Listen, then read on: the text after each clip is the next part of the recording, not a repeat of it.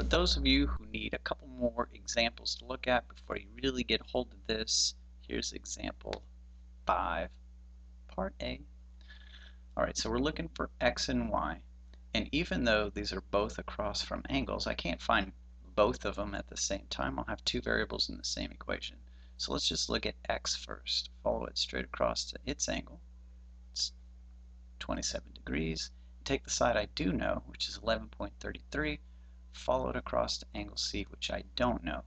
But since I have these two angles, I can go ahead and subtract this from 180, add those two up, subtract from 180, and I get 85 degrees.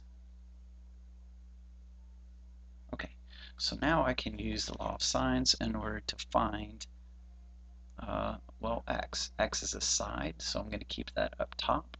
X over the sine of 27, it's the angle it's across from, equals, now pick the side that I know, 11.33 over the sine of the angle it's across from, 85. So multiply the sine of 27 up top, x is equal to 11.33 times the sine of 27 over the sine of 85. I wonder if you can hear Rowan singing in the background. It sounds pretty cute. Okay, so when I punch this into the calculator, I get approximately 5.16 centimeters for x. Okay, now we want to find y. Follow it across.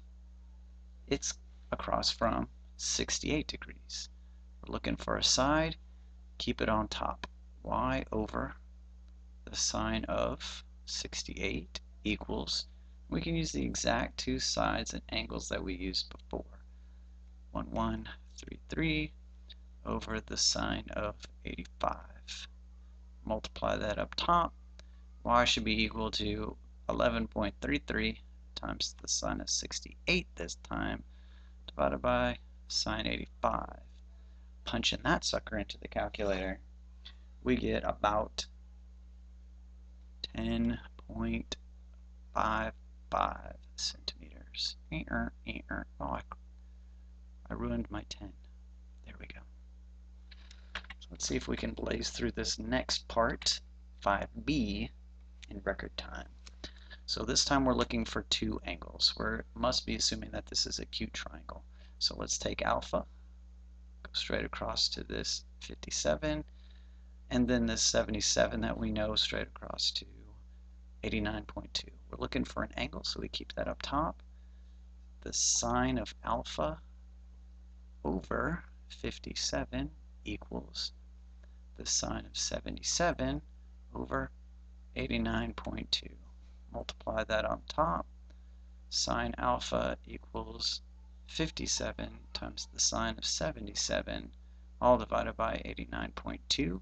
But that gives me the sine. I need alpha, so I need to take the inverse sine of everything that's on this fraction, 57 times the sine of 77, divided by 89.2.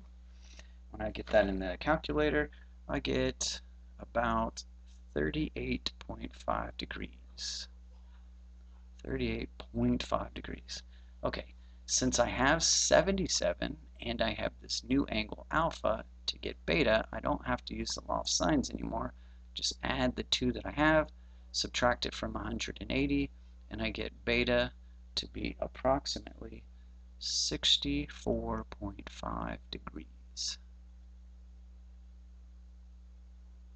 The end.